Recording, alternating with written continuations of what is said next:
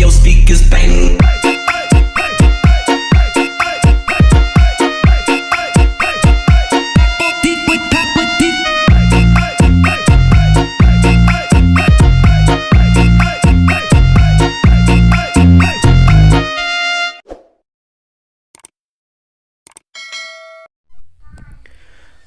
Oke Kang Mas, jumpa lagi bersama saya di channel Mujimoto. Apa kabar kalian semua? Semoga kalian semua baik-baik saja. Nah, seperti yang kalian lihat, hari ini saya akan mencoba. Kita akan riding pakai Honda Vario 125 CBS warna hitam, ya kan? Hitam glossy. Ini adalah warna kesukaan saya.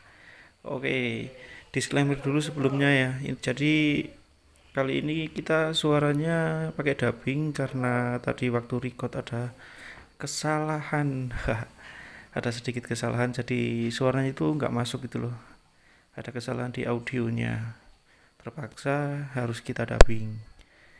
Nah, ini Mujimoto coba pertama di jalan yang lurus, yang mulus, yang enak. Jadi ini benar-benar jalanan trek yang paling enak. Intinya kita akan coba rasakan sensasinya pakai Vario 125 tahun 2024 ini Kang Mas. Oke, kita mulai saja. Ya, jadi kesan awal adalah di bagian ini ya. Seperti biasa kita rasakan kenyamanan dalam berkendara. Duduknya Vario ini nyaman banget Kang Mas. Segitiga berkendaranya dapat banget, jadi posisi pantat terus kaki sama tangan kesetang itu memang khusus di Vario ini enak banget, beneran bener-bener nyaman. Tarikannya ini ya, kalau di jalan lurus kayak gini tarikannya itu memang smooth banget. Dan satu hal yang paling Mujimoto suka itu ini sama sekali tidak kerasa gredek-gredek di bagian belakang. Nah, jadi teman-teman yang banyak yang tanya, Bang, varionya gredeg nggak? Untuk saat ini yang aku coba ini sama sekali nggak ada gredeg di bagian belakang itu ya. Biasanya kan di bagian rollernya. Cuma Mujimoto sharing ke beberapa teman-teman yang pakai Matic khususnya CC yang 100 up ya, mulai dari 125 sampai 250, itu hal yang sangat wajar kalau kalau ngomong gredeg di bagian belakang. Bahkan nggak cuma merek Honda doang, tapi hampir di semua merek gitu Kang Mas. Nah, kalau ngomongin gredeg, kalau kalian yang ikuti channel saya dulu pernah punya yang namanya Honda SH. Itu motor build up Thailand. Nah, itu pun itu ya, SH itu cc 150. Nanti kalian bisa spill-spill lah di video-video saya sebelumnya. Kalian cari yang saya pakai motor SH. Itu di bagian belakang di CVT-nya itu justru kerasa ya. Kerasa gredegnya karena sudah kemakan usia. Artinya kalau ngomongin gredeg itu berarti kembali lagi ke perawatan. Intinya itu Kang Mas. Nah, kurang lebihnya kayak gitu. So far aku coba motor ini oke, handlingnya nyaman, bagian stangnya juga oke. Iya, kurang lebih sebenarnya masih sama dengan produk tahun sebelumnya.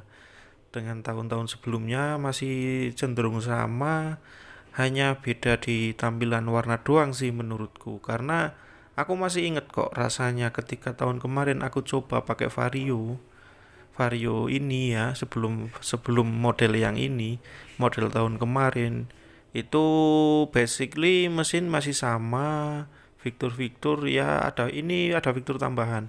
Walaupun ini tipe CBS tapi dia ada charger HP-nya ya di sebelah kiri gitu. Nah, di jalan lurus kayak gini semua baik-baik saja. Semuanya nyaman-nyaman saja Kang Mas. Enak banget motornya asli, nyaman banget. Karena ya emang kalau di trek kayak gini sih motor apapun ya nyaman, cuma bedanya ini. Nah, pas aku nyalip kayak gitu hanya beda di tarikan. Kalau sisi gede sama sisi kecil ya, itu beda di tarikan aja. Kalau lain-lainnya sih menurutku trek kayak gini nggak butuh apa ya, nggak butuh sesuatu yang lebih lah. Yang standar-standar aja. Ini aku coba gas setengah, hanya mampu di angka 60-an ya, karena memang aku nggak ngepolin gas di sini. Tuh, naik turunnya hanya di angka 53, 55, 60 kayak gitu Kang Mas. Cuma kebiasaannya ini nih, kalau motor masih baru banget, bannya itu ngasih anginnya terlalu keras menurutku.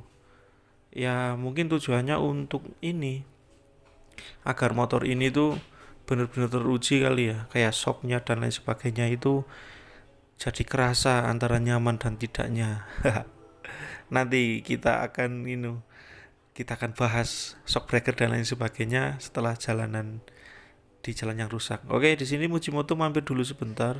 Ini ke toko spare part, kita beli ban buat nganu Kang Mas, buat Supra bapak di rumah. Ini aku belinya di sini. Gitu ya. Nah, ini aku udah beli ban. Tuh, ini ya bannya. Ban luar untuk Supra cepek, Supra bapak. Bener-bener Supra bapak karena yang pakai ya bapakku. Oke, back to topic. Jadi setelah ini kita akan coba ke jalan yang agak sedikit alus ya. Ya bukan sedikit sih, tapi memang alus. Nanti kita akan coba tarik gas, bisa kenceng apa enggak, terus tarikannya itu bawahnya responsif apa enggak, karena biasanya kalau Matic standar itu, khususnya di Honda ya, di Honda yang sekarang itu biasanya lemah di bawah, tapi mulai bisa nusuk itu udah mulai RPM agak tinggi gitu, kalau bawahnya agak lelet biasanya sih gitu. Itu untuk tipe-tipe mesin sekarang karakternya kayak gitu. Nah ini kita masuk jalan yang berkelok-kelok juga di sini Kang Mas. Ternyata untuk berliak-liuk itu stabil banget. Shocknya enak, nggak yang kayak gimana gitu, nggak. Sama sekali nggak ada kendala di bagian shock sih. Ya karena masih baru juga. Ini kita dikung ke kiri, anteng banget. Terus kita bales lagi agak sedikit ke kanan. Ini agak tajam kita ke kanan. Nah, itu enak banget kan Mas dibawa kayak gitu. Bener-bener anteng. Ini kita nekung ke kiri. Lah ini kerasa banget di sini Kang Mas. Jadi aku rasain bener-bener stabil. Terus enaknya ini stangnya kan agak sedikit ini ya, agak sedikit nunduk. Jadi stangnya itu nggak bener-bener rata kayak motor-motor yang lama gitu ya. Tapi stangnya itu agak sedikit, bahasanya itu melengkung lah ya, kalau orang Jawa bilang itu melengkung. Agak sedikit bengkok gitu loh. Nggak yang lurus banget. Nah, itu buat nikungnya itu stabil, enak gitu. Nah, ini di sini kita sedikit coba kita panteng gasnya, kita polin, gasnya. Nah, itu ya, hanya mampu segitu. Itu baru baru masuk di angka 60-an sih. Nah, di sini Mujimoto kerasa banget Kang Mas. Ini untuk bawahannya itu memang agak lelet. Jadi mulai enak itu di agak naik sedikit. Itu ya menurutku kalau ngomong tarikan itu emang Vario enaknya menengah ke atas lah, bisa dikatakan gitu ya. Kalau RPM bawahnya itu standarnya itu memang lembek menurutku gitu. Ya silahkan kalian komen, bagi kalian yang punya pengalaman lain atau punya pendapat lain silahkan kalian ketik di kolom komentar, bantu Mujimoto untuk menjelaskan kepada para teman-teman penonton setia channel Mujimoto. Oke, jadi setelah itu ya, setelah jalur yang tadi kita akan mencoba lagi, tarik lagi di sini Kang Mas. Ini memang khusus di track ini Mujimoto lagi mencoba mencari, ya kan, kalau di jalanan raya, jalan umum yang nantinya kita lewati setiap hari itu kemampuannya seperti apa. Nah, ini udah masuk di angka 70-an. Kita masih coba panteng di trek yang kayak gini. Ini di sini emang treknya bagus banget sih Kang Mas. Pemandangannya itu oke banget buat riding santai, itu memang asik. Tapi ini juga tantangan juga di sini Kang Mas. Sekarang ini jadi jalur rame di sini. Biasanya jalur ini tuh digunakan orang jalur alternatif kalau dari Magelang mau ke Banjarnegara atau sebaliknya atau dari Temanggung mau ke Banjarnegara lewat Pasar Kertek Kang Mas. Ini Pasar Kertek turun ke sini. Nah, ini di jalannya agak bumpy-bumpy kayak gini, ini kerasa banget kerasnya ban ya. Jadi bannya itu begitu kerasnya waktu memompa, itu bumpy sedikit aja keras sama grunjal-grunjal gitu. Tapi untungnya soknya agak nyaman, jadi nggak begitu kerasa banget gerunjalannya Kang Mas. Kurang lebih kayak gitu ya. Nah ini coba kita sedikit panteng gas lagi di sini. Ini kan halus banget jalannya ya, halus ya kan, lurus juga kita coba polin, tapi ya itu bisa terlihat di situ angka dari bawah itu nggak bisa ngimbangi gitu loh, nggak bisa langsung kenceng agak lelet. Bahkan itu tadi yang menyalip saya itu adalah Vario 150 yang model lama, terlihat banget dengan jelas ya, dengan mudahnya melewati saya. Ya, seperti biasanya saya jelaskan sekarang, spek spek saya sebagai pengendara itu di angka tinggi badan saya itu 168, terus BB saya sekarang di angka 91. Itu Kang Mas. Bebannya seperti itu motor itu. Oke, begitu di jalan trek-trek lurus kita udah selesai ya kan. Ternyata ya kesimpulannya itu kalau untuk di jalan lurusan bawahnya kurang, atasnya yang oke. Intinya kayak gitu. Terus kita masuk ke jalur yang lumayan rusak dan ini the real the real jalanan yang nanti bakal pasti ya kalau orang Wonosobo pasti tahu. Kalau orang yang satu kota dengan saya pasti tahu jalur-jalur seperti ini sangat banyak banget di kota Wonosobo. Nah, nanti kita coba ya, kita akan tes di tanjakan-tanjakan Kang Mas. Karena memang Wonosobo ini penuh dengan tanjakan karena kotanya kota pegunungan. Gitu. Jadi kesimpulan awal untuk trek lurus fine-fine aja, nyaman banget, nggak ada kendala sama sekali. Untuk kecepatan sudah saya jelaskan seperti itu, kenyamanan berkendara juga sangat nyaman. Pokoknya so far so good lah kalau di jalanan lurus, jalanan yang halus, ya jalur perkotaan yang datar itu oke punya. Nah, sekarang tinggal kita buktikan ya kan kenyamanan di jalan yang cukup rusak dan banyak tanjakannya. Karena di sini yang sangat dibutuhkan itu adalah tenaga, Kang Mas. Kalau ngomong kenceng, yang lebih kenceng banyak. Tapi kalau ngomong tenaga itu yang paling dibutuhkan di kota saya. Ya, seperti yang kalian lihat habis ini ya, kita mulai menanjak dan itu akan banyak full tanjakan, Kang Mas. Nah, kita lihat nih, setelah ini tanjakan awal. Ini namanya Pasar Balikambang, Kang Mas. Ini, nah start dari sini kita mulai naik, Kang Mas. Kita coba naik, nanti kemampuannya di angka berapa? Karena biasanya saya kalau pakai Matic yang CC-nya kecil, notabene under 125, itu hanya mampu 30, 40, ya paling banyak sih rata-rata di angka 30-an lah. Kita coba pakai Vario, ini di angka berapa? Seperti kalian lihat di speedometer itu masih di angka 50-an ya. Nah, ini kerasa banget di jalan yang kayak gini Kang Mas. Ini aspal nanggung namanya. Jadi aspalnya itu hancur banget enggak, halus juga enggak. Usus. Ada ayam. Itu jadi aspalnya itu aspal banyak bampinya gitu loh. Tambal-tambalan gitu. Bukan aspalnya bukan hot mix juga sih menurutku ini ya. Kalau orang sini dulu bilangnya aspal godok. Aspal rebus, bukan aspal goreng. Nah, ini kayak gini lah rasanya. Ini efek dari kerasnya ban juga, berkali-kali saya bilang ya, efek banyak keras jadi agak kerasa grunjal-grunjal gitu. Nah di sini agak saya tarik kenceng untuk mencoba ini pengereman di agak turunan. Remnya ini ngomong-ngomong by the way enak banget Kang Mas, remnya itu empuk, bener-bener empuk, empuk tapi pakem gitu loh, jadi nggak di tangan itu nggak bikin capek. Oke kita naik lagi, mampu di berapa? Ini ya mampu di angka 40-an tuh, 40 gitu. 40. Nah ini banyak bergerunjal ini Kang Mas. Jalannya ini tuh super banget ya, super duper. Bumpy-nya itu bikin gak enak banget. Ini kalau suspensinya nggak jos, alias suspensinya yang lebih cenderung ke keras, itu wis tersiksa banget di jalur ini Kang Mas. Nah di full turunan kayak gini bener-bener ngerasain ya rasanya remnya kayak apa. Jadi untuk rem sebelah kirinya itu empuk, kombi brake-nya itu bener-bener main karena ini masih baru ya, bener-bener real settingan pabrik. Jadi belum ada sedikit pergeseran atau perubahan apapun. Jadi remnya itu masih oke banget, pokoknya enak banget. Yang sebelah kiri ini empuk banget. Bahkan aku jarang pakai rem depan. Nah, kayak gitu, pakem banget remnya. Di turunan kayak gini nggak khawatir lah. Nah, berkali-kali aku bilang kalau pakai Matic diusahakan di turunan panjang itu ngeremnya bergantian, jangan barengan terus gitu.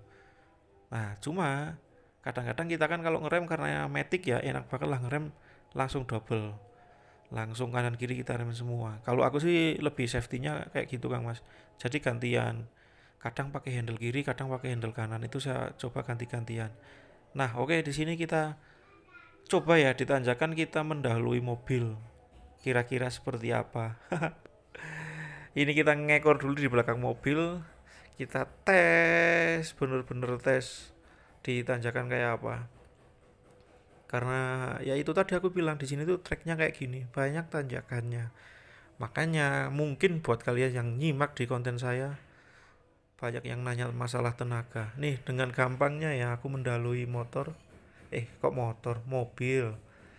Itu masih di angka 40 sampai 50-an Kang Mas. Ini treknya panjang tapi nanjak ya. Nih, nanjak terus bener-bener nanjak. Masih konsisten di angka 50-an Kang Mas. Itu bener-bener ya. Ya kekuatannya segitulah. Tuh. Oke, ini agak landai sedikit. Terus kita gaspol lagi, nanjak lagi. Ini yang paling tingginya tuh ini. Tuh lihat, cuma di angka berapa itu 58, 59. Belum bisa menyentuh angka 60 kayaknya Kang Mas. Masih di angka bermain di angka 50-an. Ini kita panteng terus ya. Ini tak gaspolnya terus ini Kang Mas. Tuh, bahkan turun-turun di 40 ya. Tuh, 45. Ya, jadi kesimpulannya setelah aku melewati tanjakan ini ya, di tanjakan itu memang Matic kemampuannya hanya di angka segitu ya. Rata-rata sih aku nyoba Matic itu memang naik ya di angka 40-an itu karena walaupun tenaganya lebih besar, tapi karena ngaruh bodi juga ya. Bodi motor kan juga lebih besar, otomatis bobotnya beda. Kalau dibandingin sama yang 100 cc misal kayak Beat gitu ya, kan ada selisihnya lah walaupun berapa kilo. Belum lagi ketambahan berat badan saya sebagai bikersnya. Oke, jadi kayak gitu Kang Mas kesimpulannya ya. Satu untuk tenaganya bisa kalian lihat sendiri. Dengan spek bobot saya 91, TB saya 168, hanya mampu di angka segitu. Terus untuk kecepatan tadi intinya bawahnya agak lemot, atasnya yang enak. Terus untuk manuver motornya enak banget. Kenyamanannya oke, buat belok-beloknya oke, shock breaker oke, hanya bannya aja yang terlalu keras. Menurutku kayak gitu sih. Ya kayak gitu kesimpulan kita riding hari ini. Karena masih belum banyak yang dirubah, jadi saya belum menemukan sesuatu yang benar-benar berbeda di motor ini. Intinya sih semua hampir masih mirip-mirip ya dengan tahun sebelumnya, belum banyak dirubah. Kesimpulannya kayak gitu Kang Mas. Nah di sini aku tuh lanjut ngetes pengereman, kita turun di sini. Ini yang lebih curam lagi turunannya. Tuh, turunannya lebih curam dan di sini banyak jalan yang lebih berlubang lagi. Banyak bambi-bambinya gitu Kang Mas, ini rusak parah jalannya. Tuh kayak gitu ya jalannya ya. Ini ngeri sih kalau malam. Hutan pinus gitu ya kan, pasti sepi banget.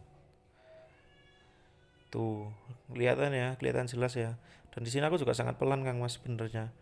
Karena harus sangat berhati-hati menghindari lubang-lubang biar nggak jedak karena sayang juga sih motor baru. Kalau sampai bawa dadir-dadir nanti aduh gimana, namanya juga motor baru ya kan, masih bungkus plastik ini, kilometernya juga masih nol. Aduh, ya wes ceritanya hari ini kayak gitu dulu Kang Mas. Intinya Tadi udah saya sampaikan kurang lebihnya kayak gitulah kisi-kisinya si motor ini ketika saya yang menunggangi. Nanti kalian bisa berbagi pengalaman di kolom komentar lah. Oke, videonya hari ini kayak gitu dulu Kang Mas. Terima kasih buat kalian yang sudah menonton. Jangan lupa like, share, dan komen, subscribe juga tentunya. Wassalamualaikum warahmatullahi wabarakatuh.